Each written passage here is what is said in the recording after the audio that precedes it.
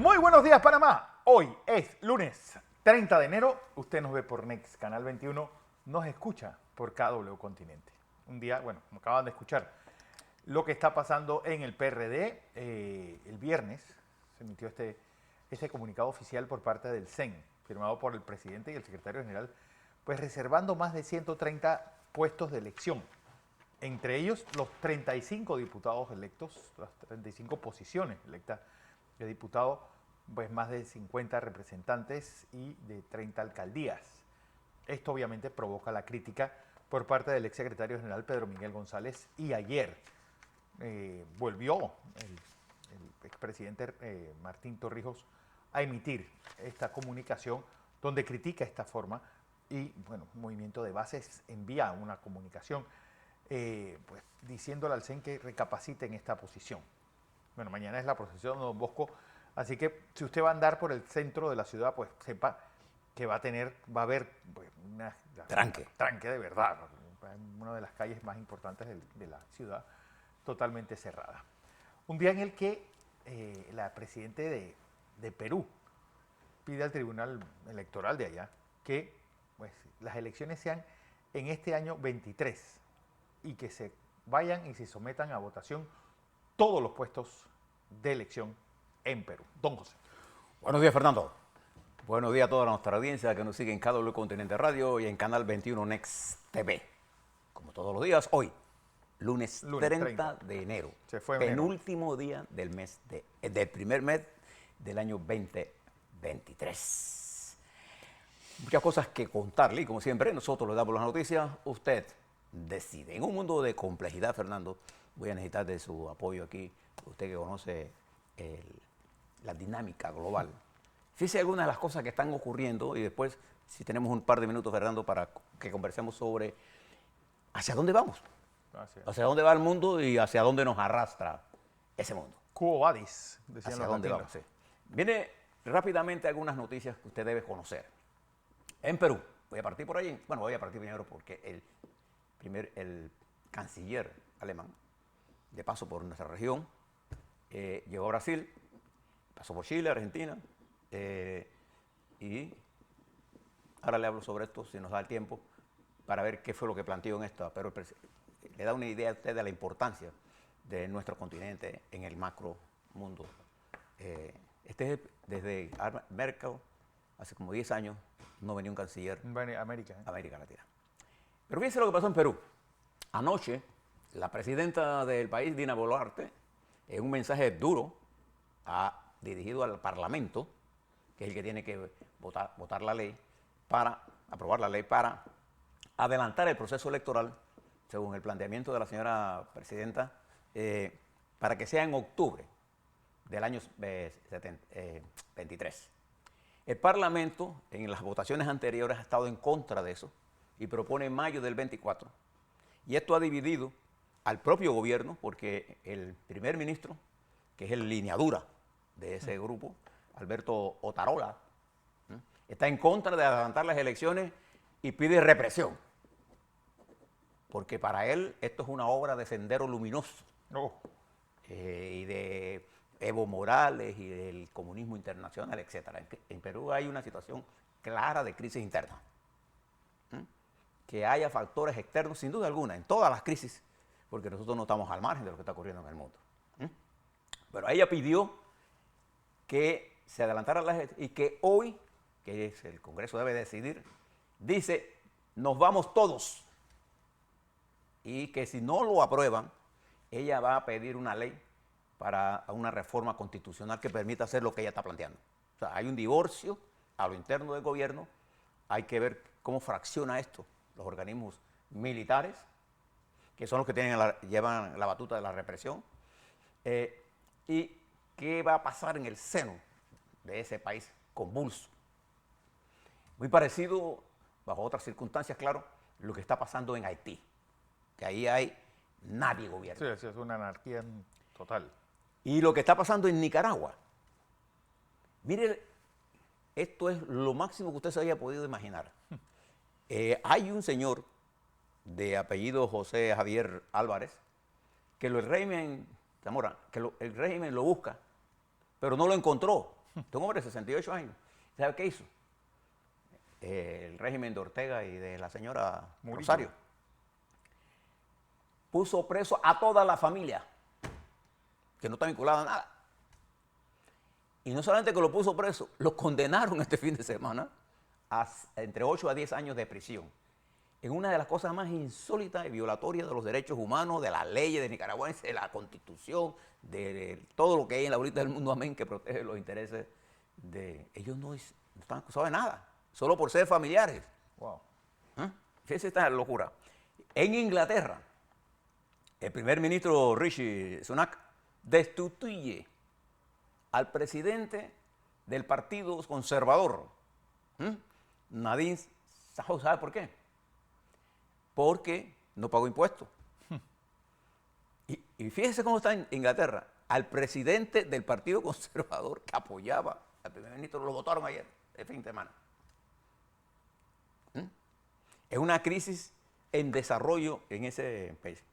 Mientras la guerra está produciendo nuevas alianzas, la Unión Europea presionando a Corea del Sur para que envíe armas a Ucrania, Rusia presionando a Occidente, amenazando, como el lenguaje que siempre utilizan, Xi Jinping aumentando su influencia en el Indo-Pacífico, en África y en América Latina.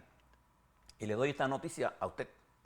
¿Usted sabe cuál es el país con mayor penetración de China en la estructura económica y social y política de América Latina? Perú. Perú. En Perú, China Popular tiene la mayor cantidad de inversiones en minas, en hidroeléctricas, en infraestructura productiva, en comercio, en institutos como el de Confucio para dar lecciones de libertad.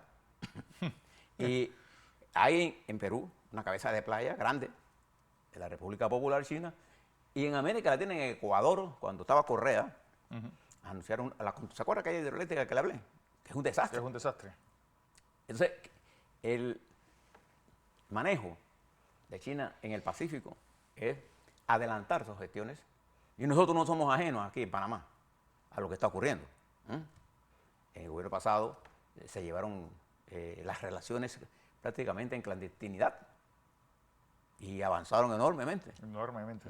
Entonces, todas estas cosas nos configuran un panorama que quisiéramos compartirlo aquí, Fernando y yo con ustedes. Y aquí quiero si nos ayuda Fernando. Fíjate, Fernando, tú recuerdas que voy a hablar de lo que está pasando en el mundo para que usted tenga una idea de lo que nosotros el riesgo que tenemos. La República Popular China inició una serie de reformas estructurales para resolver el estancamiento en que se encontraba la economía china. Y particularmente la adalid de ese proceso fue Deng Xiaoping. Desde ese momento se lanza una reforma extraordinaria en China, ¿no es así? Por supuesto. Lo que generó la apertura del modelo chino cerrado, de una economía agrario-campesina, pobre, a una economía en desarrollo tecnológico, y lo ayudó mucho la apertura comercial, que significó el libre comercio, ¿no? O la cuestionada política de apertura en el mundo, y que al país que más favoreció fue a la República Popular China, donde muchas inversiones se movieron hacia China en la búsqueda de mano de obra barata, y dos, de una eficiencia productiva. Y eso hizo que China, a lo largo de todos 40 años, antes del gobierno de Xi Jinping, avanzara enormemente.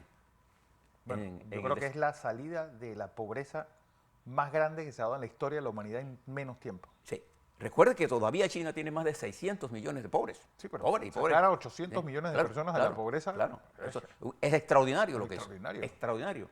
Pero eso también provocó un extraordinario desarrollo de lo que se conoce y que está recogido en los documentos del Partido Comunista Chino. La corrupción se convirtió en uno de los principales problemas. ¿Por qué? Porque el partido, es imposible hacer una reforma de esta naturaleza con un sistema único de partido. Entonces, ¿qué hicieron los empresarios? sobornar y se hicieron multimillonarios. ¿Usted lo ve? Y todo eso se hace por no tener libertad de prensa. Claro, no hay contrapeso No hay tampoco. contrapeso. Entonces el partido, para poder sobrevivir con Xi Jinping, arranca una campaña de distribución equitativa de la riqueza. Entonces hay una campaña contra las grandes empresas, hay cantidad de empresarios presos. Este modelo de partido único, con empresarios multimillonarios y con una clase media poderosa que se desarrolló, que fue la que más protestó contra Xi Jinping, por eso la apertura. Había dos cosas que conspiraban contra esta propuesta de Xi Jinping: el desarrollo extraordinario de Hong Kong y el desarrollo extraordinario de Taiwán. Usted puede estar seguro que ni Hong Kong ni Taiwán representan ninguna amenaza militar para China Popular en lo absoluto. De ninguna forma. Lo que representan es una amenaza en cuanto a al desarrollo técnico-científico y democrático que hay en estos países, que conspiran. Además, en Taiwán hay multipartidos. Esto no es una sociedad de monopartidos. Y entonces este modelo políticamente constituye una amenaza. No es una amenaza militar. De hecho, Taiwán jugó un papel importante en las inversiones en esta petróleo. Él fue el principal inversor en China. Además, la capital taiwanés. Taiwán es el principal productor de la nueva guerra, la producción de semiconductores, que se nacieron en los Estados Unidos y se masificaron su producción en China. Pero gran parte de la tecnología de eso está en Estados Unidos y están en países, Corea del Sur, Vietnam puede entrar ahora, Taiwán es uno de los principales productores. Y entonces ahora la guerra de semiconductores, ¿por qué son importantes? Y la India. No olvidemos a la India. Y la India. Porque son para las armas, para todo el desarrollo tecnológico, la inteligencia. Entonces China se ve ahora amenazando a los modelos. Ya doblegó a Hong Kong. Taiwán sigue siendo un problema y ya hay militares norteamericanos que ya lo escriben, que la próxima guerra será dentro de 2 años o 4 años, entre China invadiendo a Taiwán y Estados Unidos entrando en esa guerra.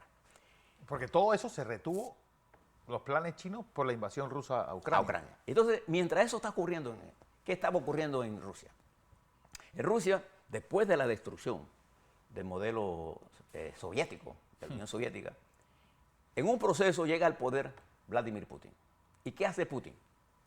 Consolida el poder político y desarrolla en forma gigantesca la industria del petróleo y la industria de la gasificación, con obras inmensas de gasoductos y de transporte de petróleo, particularmente en Alemania y el Mar Nórdico, y convirtió a Europa en dependiente del petróleo.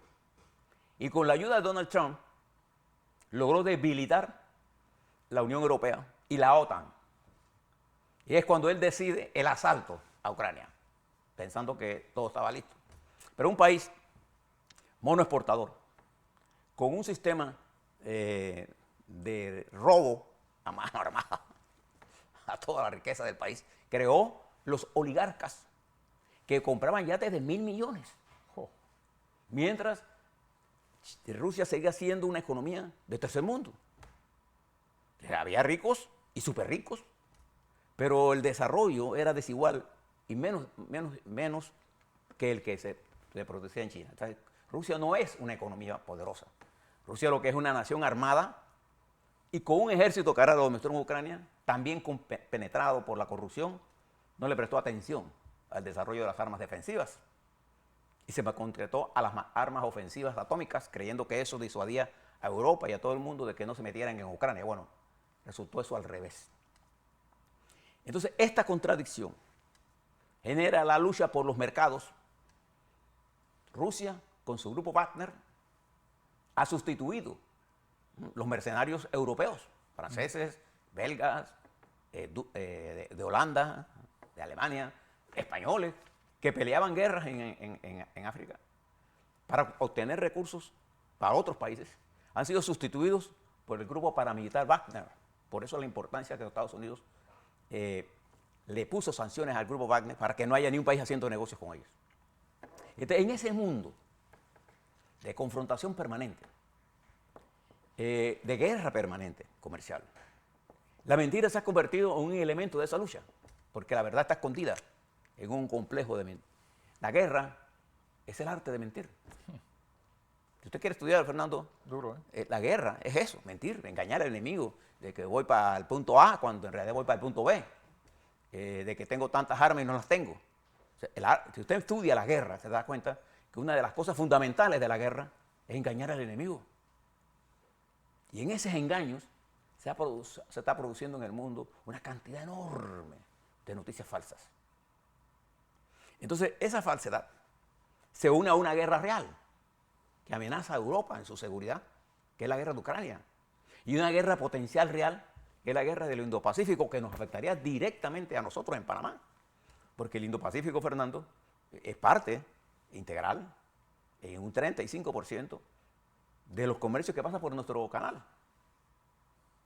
Ese Indo-Pacífico, Japón y la República Popular China son dos de los más importantes usuarios de la vía nuestra. Y ha tomado importancia enorme los estrechos marítimos. Fíjense el estrecho de Taiwán, que es uno de los más, el de Malaca. Los estrechos, el de Bering, la pelea que hay por el control del estrecho de Bering, el de Panamá.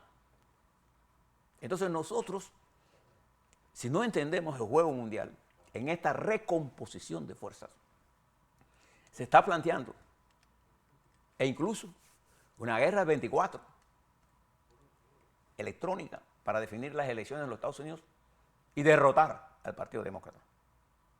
Entonces, en el marco de toda esta situación complicada, compleja, nuestra América vive convulsionada por cambios que han madurado, pero con gente que no tiene visión del futuro. Nuestra región siempre vivió en crisis, pero siempre hemos tenido dirigentes políticos con visión del futuro. Colombia, cuando se vio afectada, hizo un pacto. Venezuela, cuando tumbó a Pérez Jiménez, ¿qué hizo? Lo primero que hizo. Un pacto político. ¿Para qué? Para estabilizar el país. España. ¿Qué llevó a Chávez al poder? La ruptura de ese pacto. ¿Para producir qué cosa? Una Venezuela que despilfarró recursos. No es porque no hubo bloqueos. O sea, Chávez disfrutó de precios extraordinarios. El petróleo. Y el petróleo de Venezuela volvió archirricos a los dirigentes nicaragüenses que recibían petróleo y formaron una compañía, el señor Ortega y sus hijos, una compañía que se encargó de recibir los millones y los vendían millonariamente. No solamente en Nicaragua, sino en Honduras. Y también financió por muchos años a la Revolución Cubana. ¿Qué revolución? Revolución. Al gobierno cubano. Ahí no hay ninguna revolución. Una involución. En lo que... Y en todo este periodo de los últimos 40 años, los regímenes socialistas o socialismo del 21, ninguno ha demostrado ningún éxito. Ninguno. ¿Usted conoce alguno? Ninguno. Ninguno. Y la evolución de la República Popular China se debió a un intercambio, una especie de híbrido entre la libertad económica capitalista y el monopolio del partido único, el Partido Comunista Chino. Que daba orden nada más. Que era así, cierta orden, porque el capitalismo lo penetró. Claro. Y usted se fija la cantidad de altos funcionarios chinos. Que la exhibición del Rolls Royce que se dan en los congresos del Partido Comunista Chino y de trajes Hugo Boss de sus dirigentes te dice que ahí hay de todo menos comunismo. Claro. Entonces, ¿qué nos enfrentamos nosotros? Nos enfrentamos a un populismo. Fíjese, en Brasil, el populismo de derecha es tan malo como el populismo de izquierda. Sí. Entonces nosotros nos enfrentamos en nuestra región, en América del Sur, a un conjunto de estados que no siendo homogéneos en su contextura de izquierda o marxista o socialismo, sino heterogéneo, no tiene la coherencia de producir un paquete de reformas en el largo plazo que realmente constituye una revolución. Cuando usted viene a Panamá y mira esto, en el contexto de Panamá se produjo una revolución, porque traspasamos la principal riqueza del Estado, la principal recarga del país a una compañía que se mantiene intacta en términos de unidad, pero que ha jugado un papel importante en el desarrollo de los últimos 30 años. El Canal de Panamá constituye un elemento importante en la economía panameña. Y nosotros hemos logrado diversificar nuestra economía, pero hemos olvidado atender muchos problemas sociales. Por las diversas razones. No voy a entrar a eso. El hecho fundamental, Fernando, es que en este mundo de complejidades no hay soluciones fáciles. No hay una salida que un iluminado pueda determinar. Nosotros en Panamá,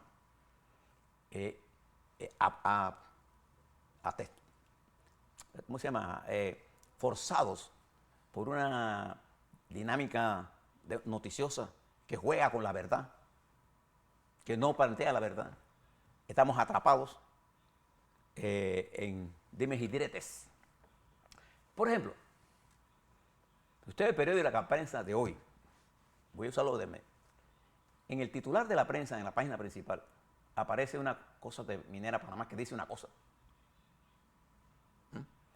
Y en el titular de economía dice otra. Solo dice otra. Pero fíjese cuál es el verdadero titular de esa prensa. El que aparece en la parte económica. Porque cuando usted lee el análisis de riesgo de Fitch, léaselo. En el caso de Minera, cuando uno hace un análisis de riesgo, uno mira, no solamente mira lo que está ocurriendo, sino la perspectiva. ¿Qué es lo que el análisis de riesgo dice? Dice que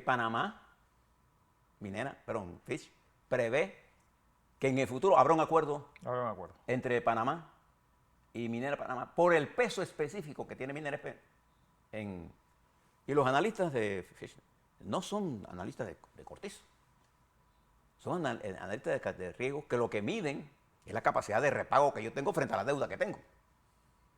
Entonces fíjese las dos noticias cómo son presentadas. Una está en la primera plana de una forma y en la segunda plana, que es lo importante, lo ponen, hay lectores de primera página, de titulares, de noticias, hay lectores como yo, que leemos todo. Pero ¿por qué le pongo esto? Porque el gobierno nuestro pareciera no ignorar este nivel de contradicciones que se están generando en el mundo. Y ayer aparecían nuestros ministros de Relaciones Exteriores y de Comercio en Cuba. Y uno se pregunta, un país como Cuba, ¿qué nos puede ofrecer a Panamá? Nada. Absolutamente nada. Este es un país en la más profunda crisis económica de su historia. Crisis de energía, crisis social, crisis política, con una migración, vaya usted a saber esto, ¿no? La más alta migración desde la Mariel. ¿Qué efectos positivos tiene para nosotros esa relación? Ninguna. Si no es alterar la ecuación en sentido negativo. Y yo planteo esto porque la sociedad panameña tiene que mirar el alto nivel de riesgo que hay en el mundo. A la vuelta, le quiero hablar sobre cómo nosotros estamos incrementando el riesgo innecesariamente. Innecesariamente. Y lo estamos haciendo ignorando la realidad global y la realidad nacional. Quiero hablarle sobre esta resolución que sacó el Partido Revolucionario Democrático, la dinámica en el Tribunal Electoral, la dinámica de la economía panameña, en qué posición estamos nosotros con respecto al mundo y por qué nosotros somos tan importantes como estrecho marítimo del mundo y cuáles son las perspectivas que nosotros tenemos en el corto y mediano plazo. ¿Lo podremos hacer solos? ¿Con un país fragmentado? ¿O lo podemos hacer o lo debemos hacer con un país con una masa crítica, con capacidad de hacer los cambios que necesitamos? A la vuelta, eso y más.